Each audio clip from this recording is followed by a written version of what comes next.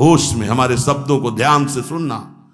जब इतना गलत हो जाता है तो अपना चेहरा अपने को पसंद नहीं आता और अपना जीवन अपने को पसंद नहीं आता और अपने अंदर से मन कहने लगता है नष्ट कर दो इस शरीर को।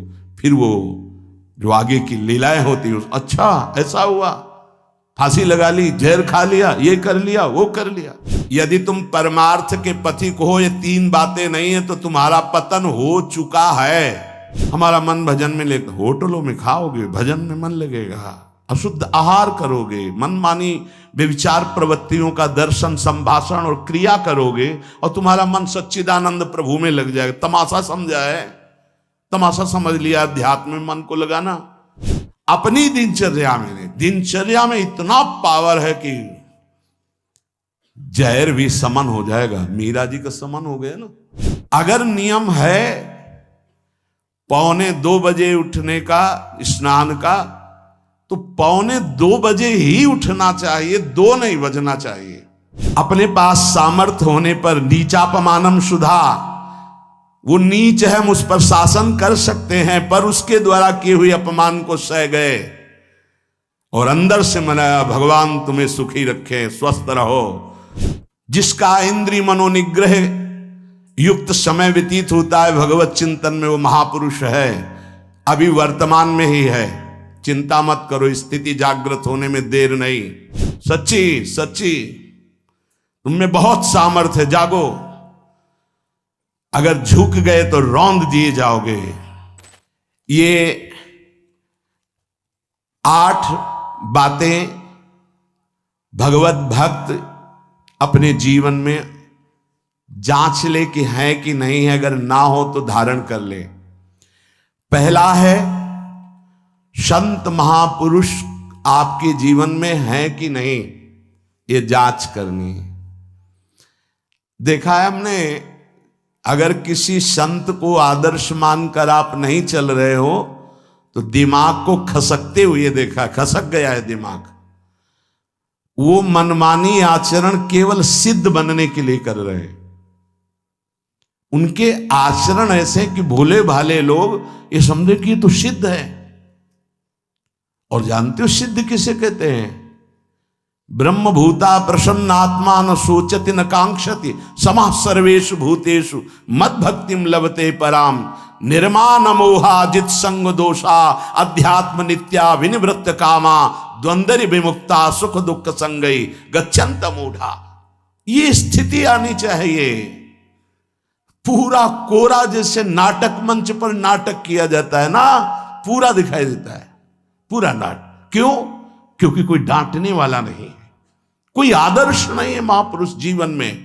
जो मन में आवे सो बोलो, जो मन आवे सो नाटक करो, तो 100 200 500 लोग भोले भाले जिनको ककाहरा नहीं आता परमार्थ का, वो कह देते मेरे भगवान, मेरे सिद्ध योगी, मेरे महापुरुष मिटिया मेट कर देते हैं। बात तो तब समझ में आवे जब रसिक जन पास करे, गुरुजन पास कर दे।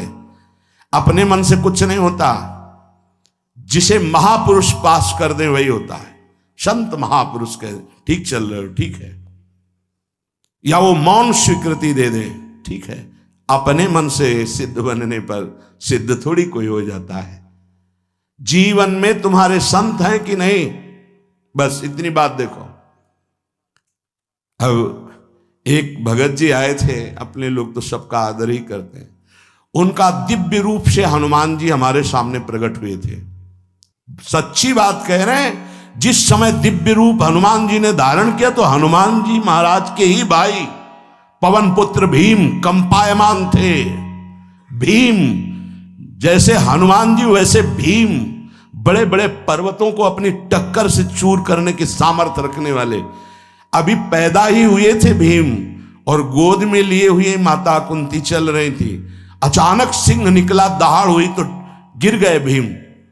तो जो जिस चट्टान पे गिरे चकना चूर हो गई चट्टान, और उस आवाज से भयभीत होकर भाग पड़ा सिंह। अभी गोद में बच्चा थे। वो भीम जिस समय प्रार्थना की कि भैया मैं तुम्हारा वो दिव्य रूप देखना चाहता हूं, तो उनका काहे को तुम व्यर्थ में ऐसा तुम नहीं देख पाओगे। तो उनका हमारी लालसा है आपका छोटा भाई हो तो अट्टहास किया हनुमान जी का वो दिव्य रूप कि कंपायमान होकर कह रहे थे, हे वायुपुत्र, हे पवन पुत्र, तुम अपने रूप का संवरण करो, मेरी सामर्थ्य नहीं। और वो व्यक्ति ऐसे कह रहा, मैं दिव्य हनुमान। हम कह रहे पाखंड मत करो, ठीक से चलो तो ये सब भगवत स्वरूप अनुभव में आ जाएंगे। ठीक से चलो, बड़ा विचित्र स्वरूप है। जब तक जीवन में कोई संत नहीं तो हम ये देख रहे हैं कि वो जीवन या तो पाखंड में सकेल जाएगा और या तो व्यर्थ के चिंतन में फंसा हुआ अपने को मान लेगा कि मैं सिद्ध हूं। आपका शब्द, आपकी दृष्टि, आपकी चेष्टा, तस्मात् शास्त्रम प्रमाणम ते, तब सिद्ध माना जाता है। बहुत सिद्धों के दर्शन हुए, गंगा किनारे सिद्धों का हमने कभी नहीं देखा ऐसा प्रमादी। सिद्ध प्रमादी नहीं होता। 95 वर्ष की आयु पूज्य स्वामी श्री ओंकारानंद सरस्वती जी महाराज 4 बजे एक अपने निजन से कहते, वो स्वेटर पहना दीजिए। बोले स्वामी जी अभी तो धूप है। नहीं, अंदर अभी जाएंगे, चिंतन में विक्षेप होगा, हमारे पास समय नहीं, डाल दो शरीर में। अब इसका एक साधारण शब्द हुआ, इसका प्रभाव इतना पड़ा, इतनी अवस्था में इतने चिंतन परायण की स्वेटर पहनना है ये स्मृति बाधा ना पहुंचा पावे, डाल दो शरीर में। कितना सूक्ष्म।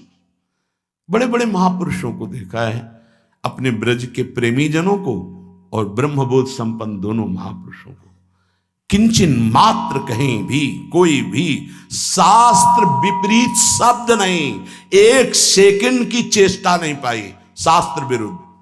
और यहां शास्त्र में है ही नहीं, हो वैसे सिद्ध हो रहे हैं। क्यों?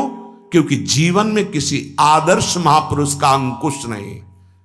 अगर किसी संत का भय तुम्हारे जीवन में नहीं है तो ये माया रौन देगी, पक्का समझ लीजिए। कोई महापुरुष तुम्हारे ऊपर अंकुश लगाने वाला हो तो इसीलिए जो देहाभिमानी जी होते भाग पड़ते हैं, क्योंकि उनकी सिद्धावस्था में वो बाधा पहुंचाएंगे गुरुजन। असली सिद्ध बनो, नाटक नहीं, तो भाग पड़ते हैं। और जो गुरुजनों की शरण में रहता है वो परिपक्व भगवत प्राप्त महात्मा बन जाता है। इसलिए पूज्य बाबा कह रहे, पहला, किसी महापुरुष का अनुशासन है कि नहीं। प्रगट में अनुशासन जरूरी है, प्रगट में अनुशासन जरूरी है।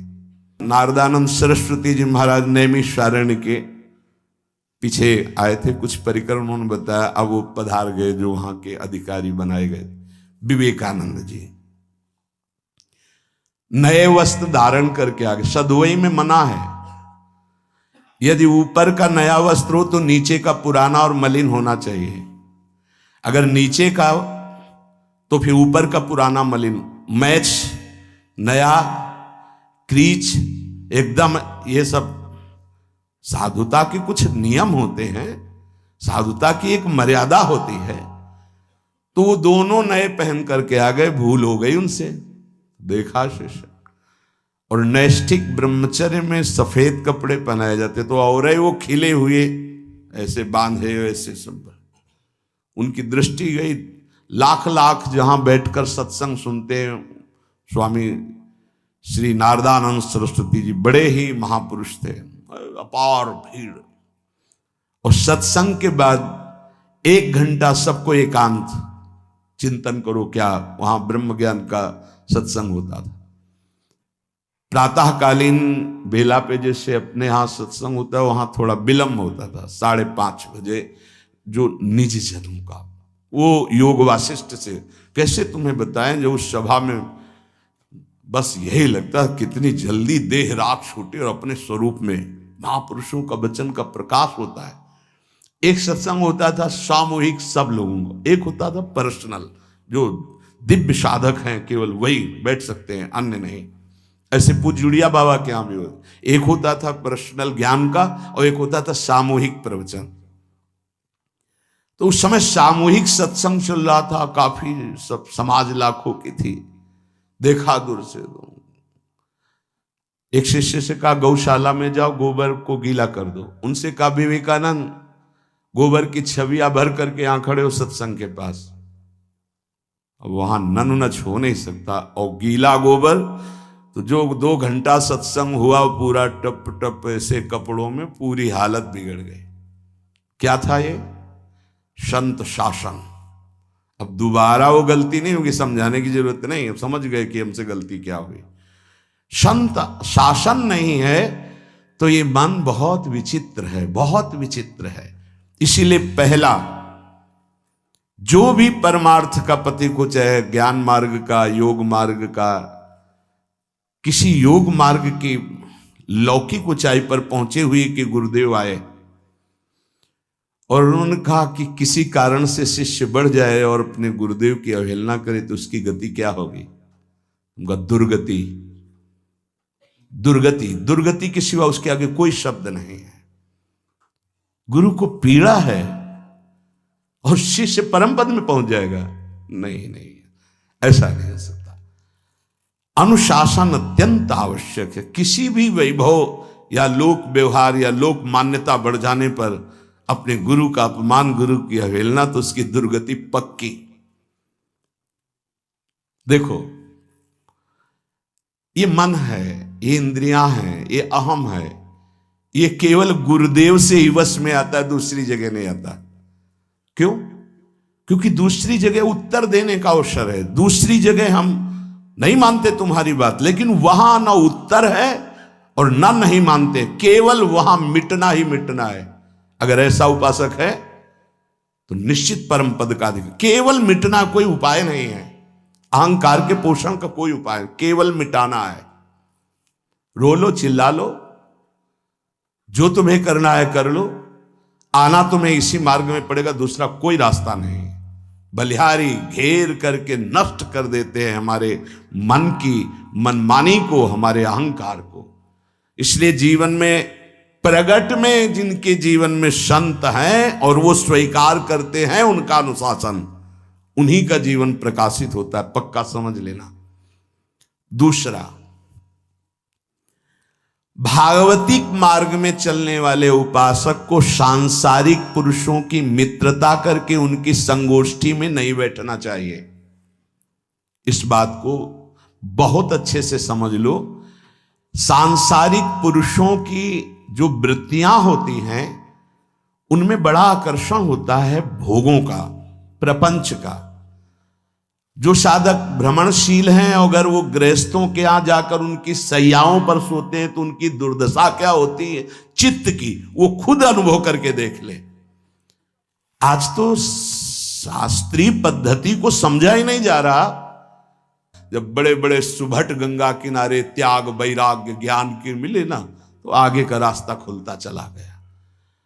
सांसारिक पुरुषों के समुदाय में बैठना था।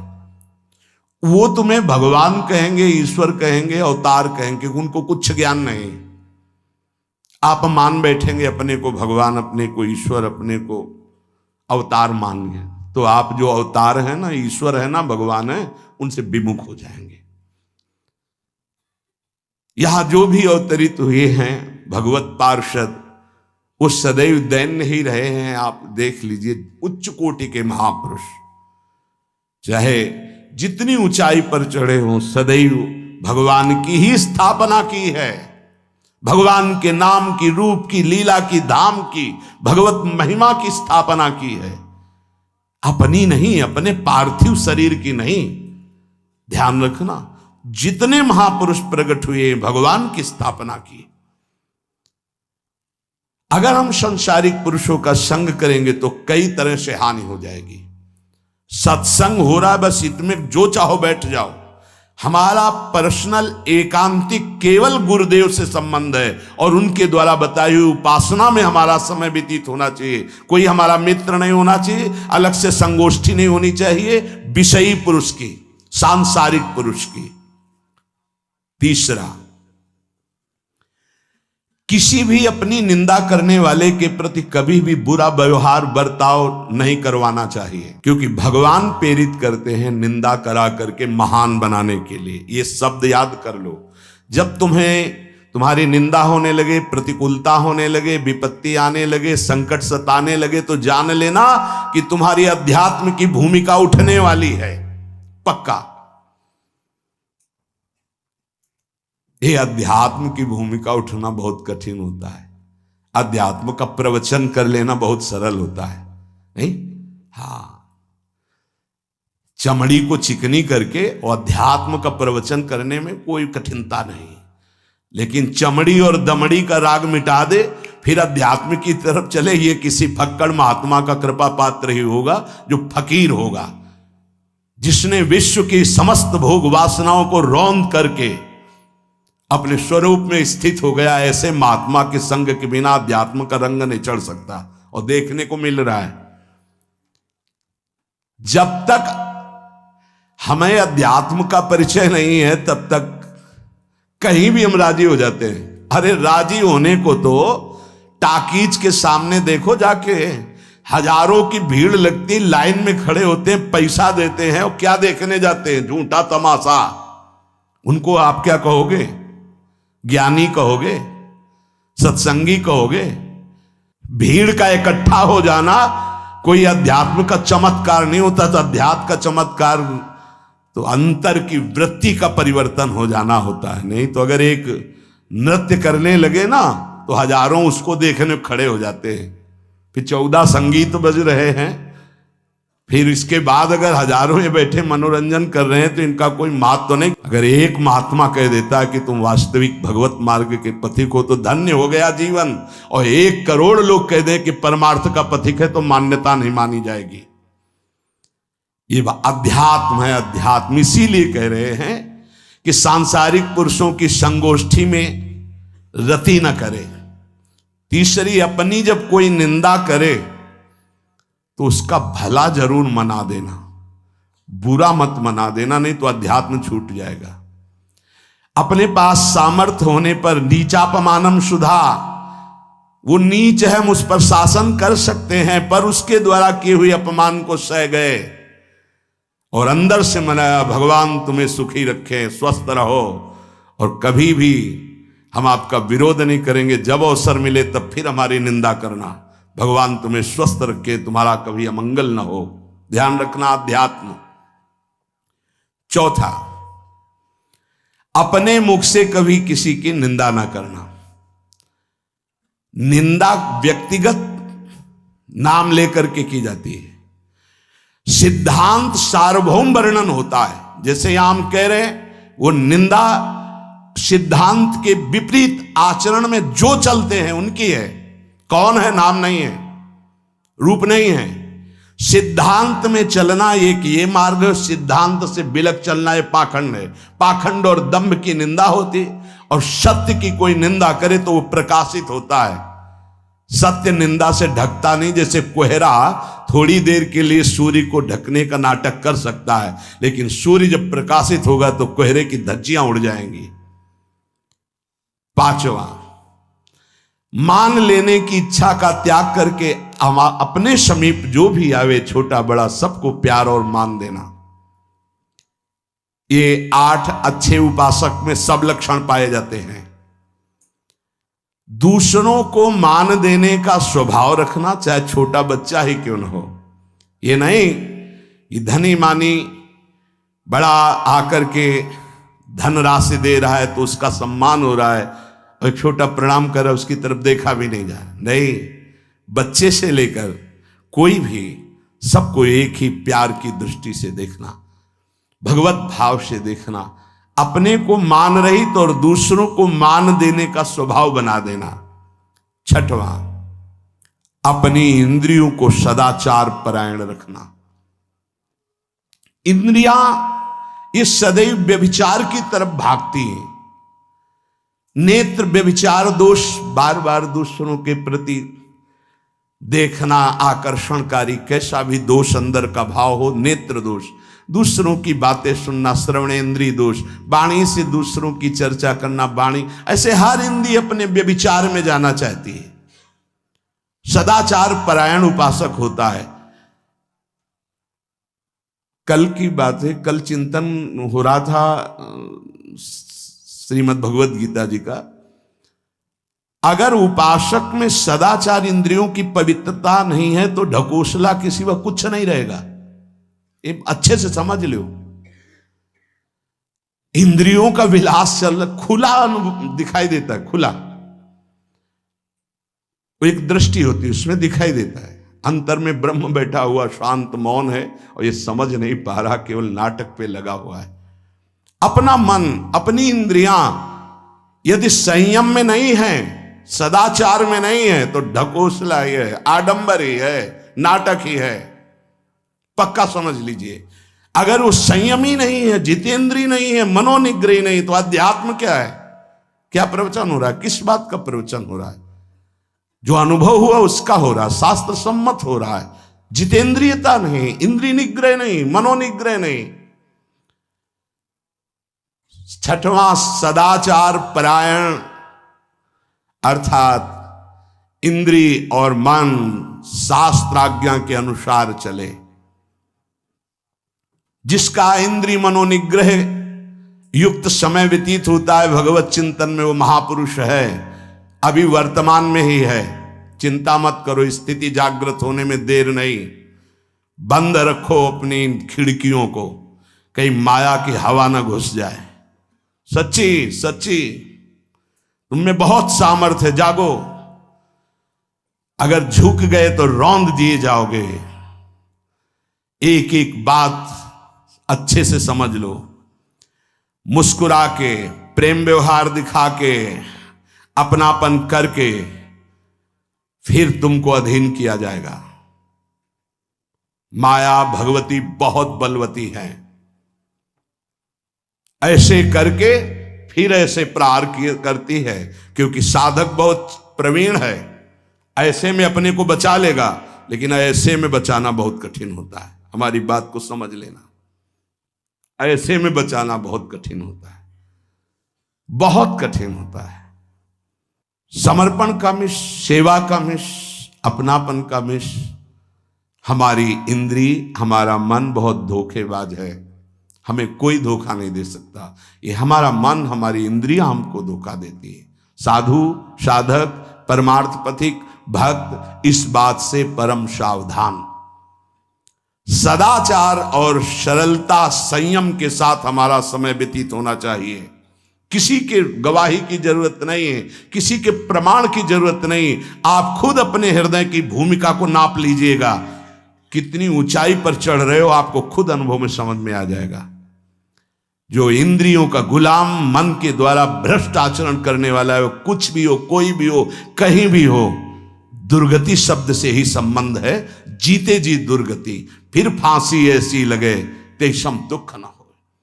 सच्ची मानना, जब गलत हो जाता है आचरण, तो अपना मन अपने को कहता है नष्ट कर दो, ये जीवन किस काम का। होश में हमारे शब्दों को ध्यान से सुनना। जब इतना गलत हो जाता है तो अपना चेहरा अपने को पसंद नहीं आता, और अपना जीवन अपने को पसंद नहीं आता, और अपने अंदर से मन कहने लगता है नष्ट कर दो इस शरीर को। फिर वो जो आगे की लीलाएं होती, अच्छा ऐसा हुआ, फांसी लगा ली, जहर खा लिया, ये कर लिया, वो कर लिया। वो इन्हीं इंद्रिय और मन की फिसलन को नहीं सह पाया। अच्छा, किसी महापुरुष का शासन नहीं था, नहीं, उस चूक में भी बचत हो जाती है। एक बहुत बड़े महापुरुष के समीप रहने वाले से चूक हो गई, तो उन्होंने अपने आसन के पास आसन लगवाया। सब साधुकों ने कहा कि बहुत बदनामी होगी, क्योंकि आपका नाम आगे है और वो आपके आश्रित है, ऐसा है किसी महापुरुष के। उन्होंने कहा तुम क्या समझते हो, ये बाया है, चूक हो गई, अब इसको कभी चूक नहीं होगी ऐसा बना देंगे, कभी त्रुटि नहीं होगी, इसको ऐसा बना देंगे। और वो फिर ब्रह्मावर्त बिठूर में रहे, और बहुत अच्छे महात्मा हैं, अब भी हैं। अगर संत का शासन है और आपसे चूक भी हो जाती है तो ऐसा बना देंगे कि दोबारा चूक नहीं होगी। पर इंद्रिय और मन को छूट देकर मनमानी आचरण करने वाला कभी साधक नहीं हो सकता, पक्का। और आप सच्ची मानना, आपकी एक बार इंद्रिय मन छूट हो गई तो जिंदगी भर दबे रहोगे, दहाड़ने लायक नहीं रहोगे। माया तुम्हारे को सदैव कोसती रहेगी, तुम्हारा हृदय जलता रहेगा। ऐसा कैसे हो गया, ऐसा कैसे हो गया। जब ऊंचाई की तरफ सोचोगे तो सामने वो, अगर प्रायश्चित करके मिटा दिया है तो बात है, नहीं तो वो कर्म सामने आ जाएगा। लगेगा नहीं हम इस ऊंचाई लायक नहीं है, नहीं हम इस ऊंचाई लायक। आपसे प्रार्थना कर रहे, अगर चूक हो गई हो तो उसको मिटा दो, नहीं आगे बढ़ने में बाधा पहुंचा देगा। अपने गुरुजनों से सलाह करके उसका प्रायश्चित कर लेना चाहिए। अगर गुरुजन कर दे जाओ कुछ नहीं तो कुछ नहीं, खत्म खेल, वो निपटा देंगे, वो करुणामय है, उनमें बड़ी सामर्थ्य है। पर छठवां सूत्र, सदाचार संयम जितेंद्रियता मनोनिग्रह साधक में होना ही चाहिए। जो साधक एकांत में मनोरंजन करके अपने जीवन को नष्ट कर रहे हैं, अच्छा होता गृहस्थ धर्म में रहते, बाल बच्चे पैदा करके मेहनत करके धर्म पूर्वक कमाते और समाज की सेवा करते। यदि अखंड ब्रह्मचारी वैराग्य मार्ग के पथिक हो तो चूक ना होने पावे प्रार्थना करते हैं। इंद्रियों को शिथिल ना होने देना, मन को शिथिल मत होने देना, नहीं तो ऐसा बंधन ये बांध देते हैं कि बड़े बड़ों को सर झुकाकर चलना पड़ता है, रौंद देती है माया। ध्यान रखना, सर उठाने लायक नहीं रह जाता। अगर इंद्रिय जन्य भोगों का आकर्षण नष्ट कर दे तो अपना मन अपने को जलाता रहता, धिक्कार देता रहता। कैसे हो गया ऐसे? तो कैसे हो गया? कीन हो इसका वहू अभिमाना, सुख हो वंचा कृपा निधाना। कहीं अभिमान हो गया कि मैं ब्रह्मचारी हूं, मैं जितेंद्री हूं, मैं मनोनिग्रही हूं, तो ठाकुर जी ने दाना फेंक दिया, देख भला मनोनिग्रही है तो मत चुन। लेकिन कृपा पात्र साधक पुनः अपने आप को सावधान करके सदाचार में ही स्थित रहे। आज सदाचार को समझा ही नहीं जा रहा कि सदाचार है क्या। सातवां, किसी भी पद को साधक कभी स्वीकार न करे। समाज में बड़े पद मिलते हैं, यहां भगवत प्राप्ति की वार्ता हो रही। किसी भी पद, किसी भी सम्मान को स्वीकार न करें। ये सब उपाधियां हैं, अगर उपाधियां स्वीकार की तो उपद्रव शुरू हो जाएंगे। कोई उपाधि स्वीकार न करो तो इतने महान बन जाओगे कि पूरे विश्व में तुम ही होगे। ये भी बात याद कर लो, कोई भी छोटी मोटी उपाधि स्वीकार की तो उस महान को नहीं प्राप्त कर पाओगे। विश्व में तुम ही होगे, या तो ज्ञान में तो एक तुमसे बड़ा कोई है नहीं, और अगर भक्ति में तो तुमसे छोटा कोई नहीं, तो विश्व में तुम ही तो हुए ना। सब बड़े और आप छोटे, विश्व में आप त्रणादपि सुनीचेन, और ज्ञान तो हम ब्रह्मास्मि, सबको समेट लिया अपने में, एक के सिवा दूसरा कोई नहीं। यह है उपाधि रहित महापुरुष की स्थिति। कोई उपाधि स्वीकार न। अनंत ब्रह्मांडों का महारत्न इंद्र नीलमणि, जहां जहां भक्त मेरा चरण रखे वहां वहां रखूं हाथ, पीछे पीछे मैं फिरूं कभी न छाड़ूं साथ। इससे बड़ा कोई पद होगा? निरपेक्षम मुनिम शांतम निर्वैरम समदर्शनम अनुब्रजाम्य हम नित्यम पूये यत्यंगुरेणु भी। जिसकी चरण रज लेने के लिए परब्रह्म परमात्मा पीछे डोलता है, वो है ये पद। जब कोई पद नहीं स्वीकार करता तो ये पद प्राप्त होता है। इसलिए सातवां, किसी भी उपाधि को, पद को साधक कभी स्वीकार न करे। आप यहां के अमुक बन करके अमुक नहीं, सेवाएं सब हैं पर सेवक हूं, कोई पद नहीं। देख लो बड़े बड़े महापुरुषों को। पूज्यपाद उड़िया बाबा जी ने जब देखा तो दंड का विसर्जन कर दिया कि पद की तरफ एक घसीट रहा है। गंगा जी में महाप्रभु चैतन्य देव ने गंगा जी में जो हमारे परम पद के बीच में आएगा वो सबका प्रवाहित कर देना ही उचित है। बहुत समझना, पूरे जीवन भर याद रखना, यह अध्यात्म है। अध्यात्म कभी कोई भी उपाधि स्वीकार ना करे। तो बहुत जल्दी उपाधियां सामने लिख दी जाती है, तभी कोई वो स्थिति ही नहीं आती। उपाधि, हमारे ब्रजमंडल में एक से एक महापुरुष हुए हैं। बाबा प्राण धन रहे हैं, कितने संत महापुरुष, और उनको यहां प्यार से ब्रजवासी जन मेरो बाबा प्रिया प्रीतम के लाडले। कोई उपाधि नहीं, कोई पदवी नहीं, कोई प्रतिष्ठा नहीं। और आठवां, ये आखिरी, किसी भी परिस्थिति में अपने आराध्य देव का चिंतन ना छूटने पावे। पूर्णता, ये तभी हो सकता है जिसके जीवन में ये तीन बातें हैं। आखिरी वाली बात, किसी भी परिस्थिति में अपने लक्ष्य का चिंतन न छूटने पावे। ये तीन बातें जिसके जीवन में हैं तो ये आखिरी बात पूर्ण होगी। आखिरी और पहली दो बहुत जोर की बात थी। पहली थी किसी संत महापुरुष का शासन, और पूर्णता आई किसी भी परिस्थिति में अपने लक्ष्य का चिंतन न छूटना। बीच में अपने आप सब आ जाएगा।